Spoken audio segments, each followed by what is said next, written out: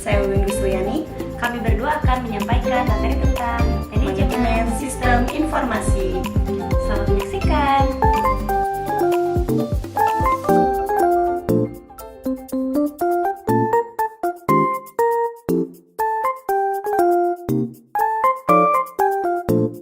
Pastinya teman-teman sudah sering mendengarkan apa yang dimaksud dengan manajemen sistem informasi.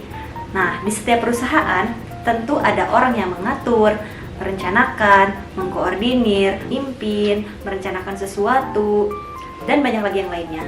Tetapi, orang tersebut tidak akan bisa efektif jika tidak memiliki banyak informasi ataupun data.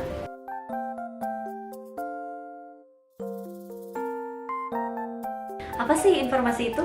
Informasi merupakan sekumpulan data yang telah diorganisasikan dan memberikan makna tertentu bagi para penggunanya untuk melakukan pengambilan keputusan.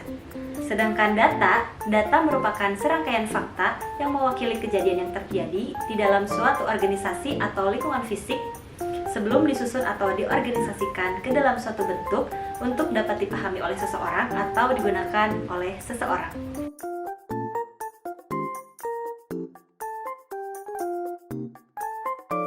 Nah, kemudian selanjutnya ada karakteristik informasi yang baik. Ada istilah umum di dalam suatu sistem informasi, yaitu dinamakan dengan GIGO atau Garbage In Garbage Out, yang mana istilah tersebut menunjukkan kualitas. Nah, contohnya, jika kita menginput huruf A, maka yang keluar dari sistem informasi akan mengeluarkan huruf A.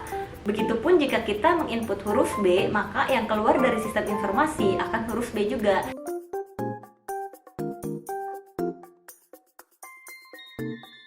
Agar informasi di dalam suatu sistem memiliki nilai bagi perusahaan, maka informasi tersebut harus memiliki keempat dimensi, yaitu yang pertama relevansi, yang kedua akurasi, yang ketiga timeline, yang keempat adalah completeness.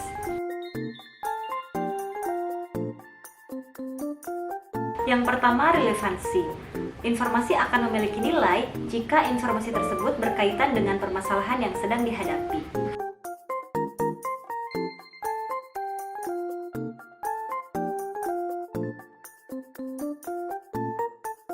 Yang kedua, akurasi. Informasi yang dihasilkan oleh suatu sistem harus akurat.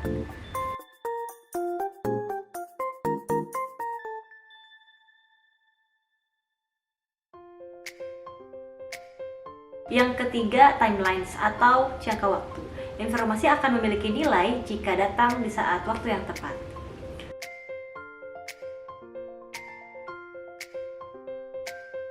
Dan yang keempat, completeness atau kelengkapan informasi.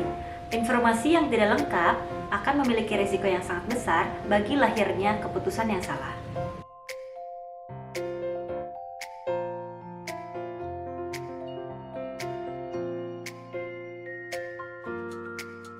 Nah, selanjutnya yaitu sistem informasi.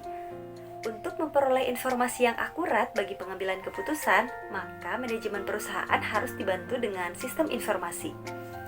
Apa sih sistem informasi itu? Sistem informasi merupakan sekumpulan komponen yang saling berhubungan mengelompokkan, memproses, menyimpan, dan mendistribusikan informasi untuk menunjang pengambilan keputusan, pengkoordinasian, dan pengendalian. Sistem informasi ini juga sangat membantu para manajer dan karyawannya loh untuk menganalisis berbagai masalah, untuk memvisualisasikan subjek yang rumit, serta menciptakan produk yang baru.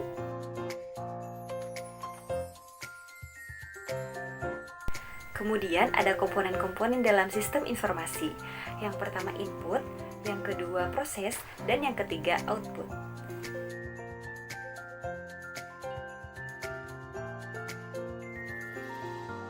Input mencakup berbagai aktivitas untuk memperoleh atau menggunakan data mentah baik dari luar maupun dari dalam perusahaan yang akan dimasukkan ke dalam suatu proses.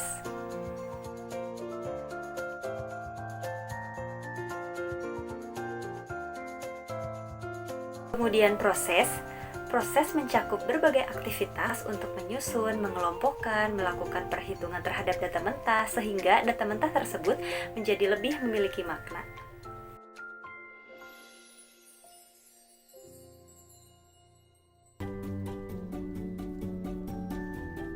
Kemudian yang selanjutnya output. Output merupakan informasi yang dihasilkan dari pengolahan data dan disebarkan ke pihak-pihak yang menggunakan informasi tersebut, baik untuk pembuatan keputusan, pengkoordinasian, menganalisis masalah, serta menciptakan produk yang baru. Selanjutnya yaitu ada para pemangku kepentingan di dalam sistem informasi. Yang pertama di bidang sistem, kemudian yang kedua internal users, yang ketiga yaitu external users. Siapa saja sih yang termasuk ke kategori di bidang pengembangan sistem? Yang pertama yaitu para programmer. Para programmer yaitu orang yang menggunakan sistem dengan menggunakan pemrograman bahasa komputer. Yang kedua, analis sistem atau system analyst, yaitu orang yang merumuskan berbagai kebutuhan dari suatu sistem dan merumuskan solusi untuk dapat memenuhi kebutuhan di dalam informasi. Kemudian yang ketiga yaitu analis bisnis atau business analyst, yaitu orang yang menjadi penghubung antara perusahaan dan analis sistem. Yang keempat, manajer proyek atau project manager, yaitu manajer yang mengelola proyek pengembangan suatu sistem pada masalah scheduling atau penyedia sumber daya untuk melakukan pelaksanaan proyek. Yang kelima, manajer senior teknologi informasi atau senior IT management, yaitu manajer yang bertanggung jawab terhadap teknologi informasi di seluruh bagian perusahaan. Yang keenam, Chief Information Officer, yaitu yang bertanggung jawab terhadap teknologi informasi dan sistem informasi perusahaan, serta bagaimana menghubungkan antara sistem informasi dan teknologi perusahaan secara keseluruhan.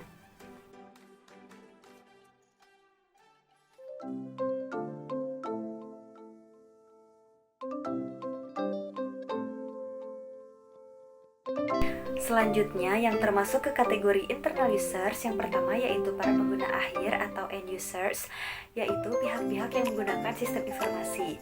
Misalnya Departemen Sistem Informasi yang menjalankan sistem informasi untuk memenuhi kebutuhan departemen fungsional seperti ekspor, purchasing, accounting, dan lain-lain. Yang kedua yaitu para pengguna bisnis atau business users, yaitu para pengguna sistem informasi di berbagai departemen perusahaan yang terkoneksi ke dalam suatu sistem informasi di dalam perusahaan. Contohnya seperti departemen akuntansi yang memerlukan sistem informasi untuk dapat melancarkan menyusun laporan keuangan. Yang ketiga, pihak manajemen atau business management, yaitu manajer yang bertanggung jawab untuk bidang fungsional tertentu yang mendanai penerapan IT di bidang fungsionalnya. Yang keempat yaitu pihak manajemen puncak atau business strategy management, yaitu manajer yang bertanggung jawab untuk pengembangan strategi perusahaan secara keseluruhan.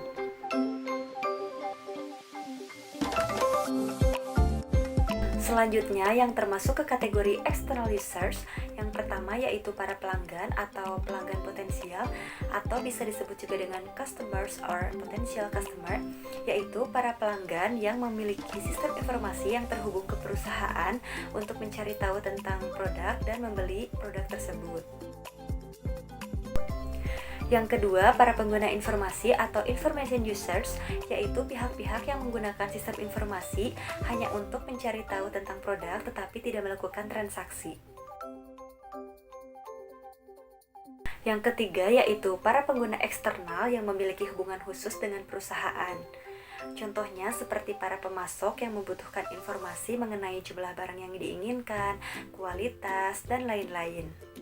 Yang terakhir, para pemegang saham, yaitu orang yang memiliki saham pada suatu perusahaan.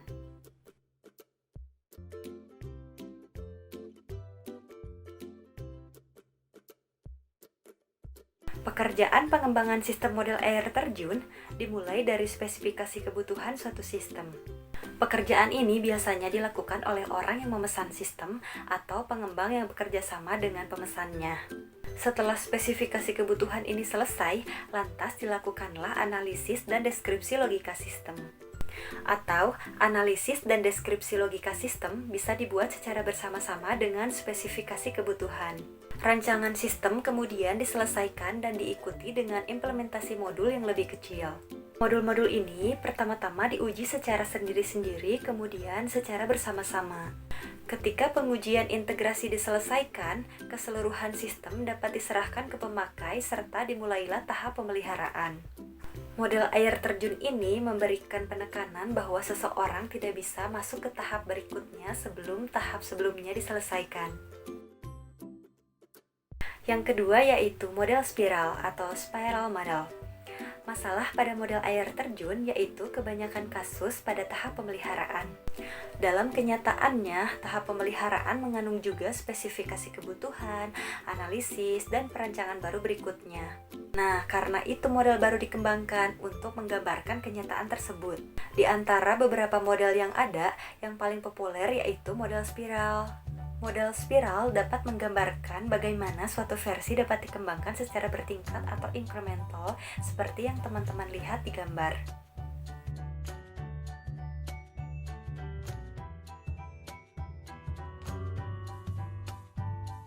Poin selanjutnya yaitu tahap-tahap pengembangan sistem informasi.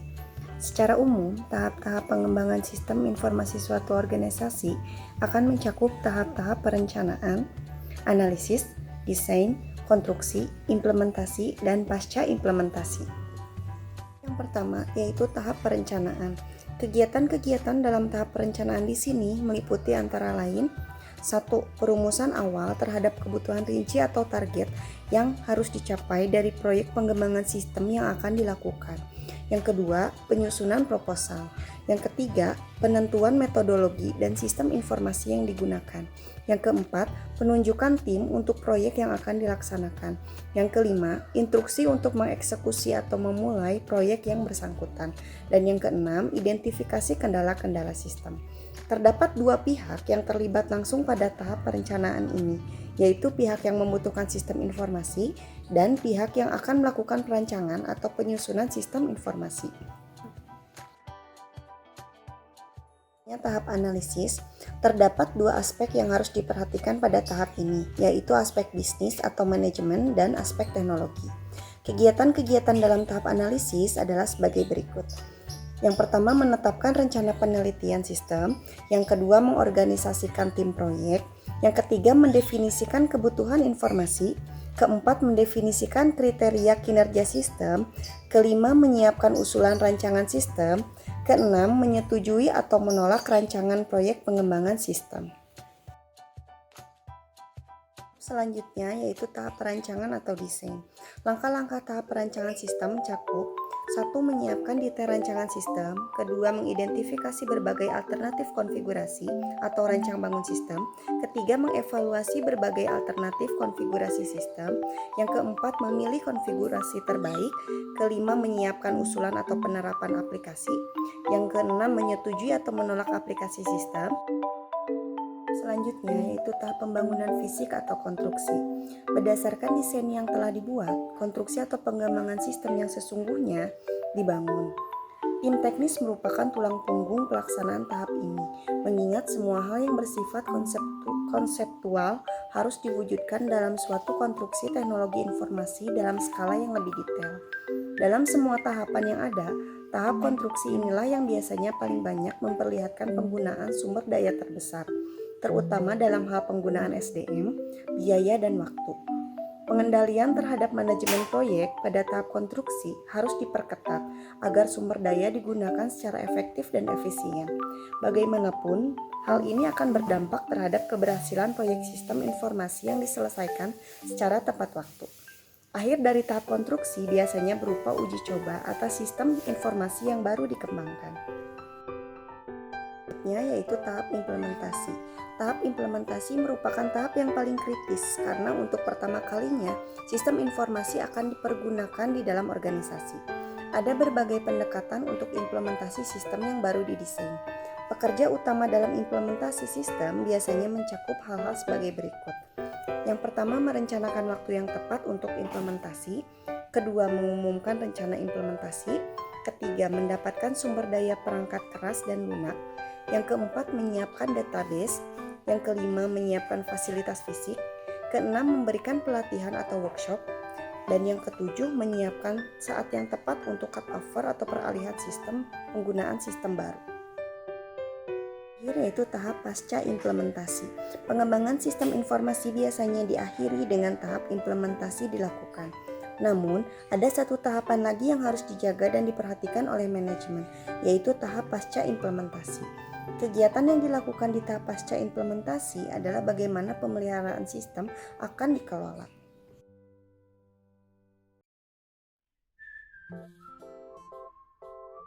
Poin selanjutnya yaitu sistem informasi manajemen.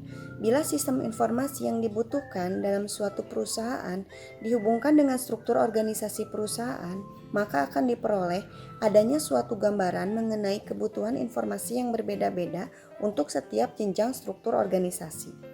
Sehingga sistem informasi manajemen dapat dirumuskan sebagai sistem informasi yang digunakan untuk membantu para manajer dari berbagai tingkatan organisasi di dalam kegiatan perencanaan, pengorganisasian, pembuatan keputusan, sampai pengendalian.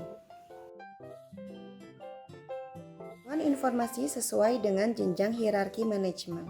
Sesuai dengan jenjang struktur organisasi yang ditempatinya, para manajer memiliki kebutuhan informasi yang berbeda, sehingga mereka membutuhkan sistem informasi yang berbeda pula.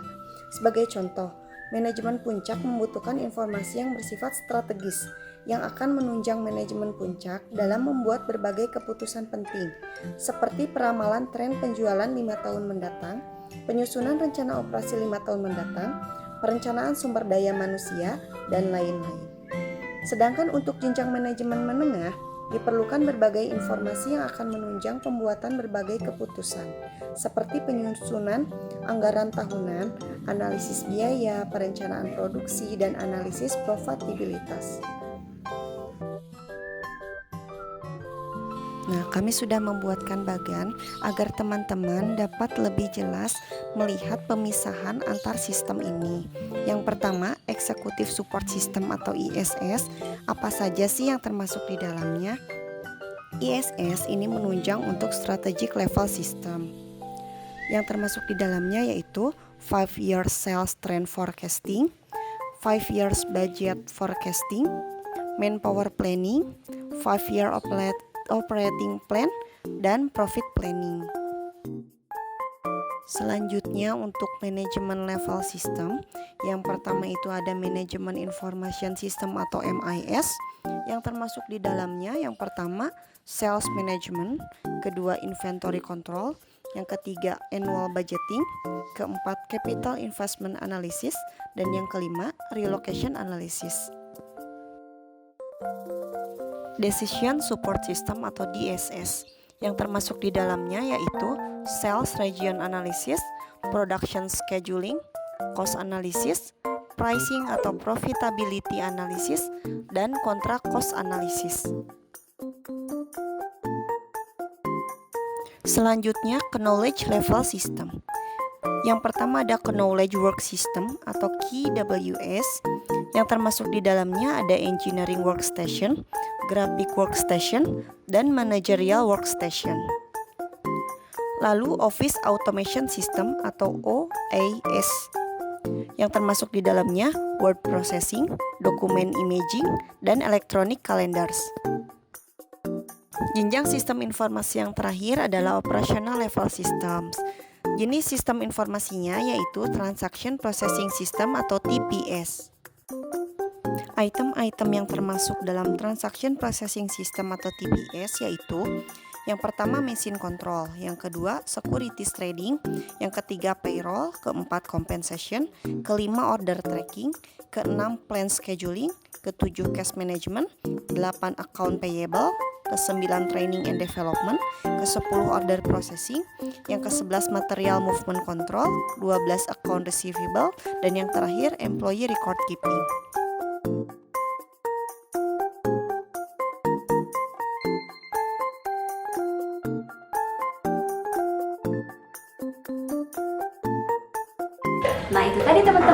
Jadi, manajemen sistem informasi itu sangat penting bagi bisnis kan?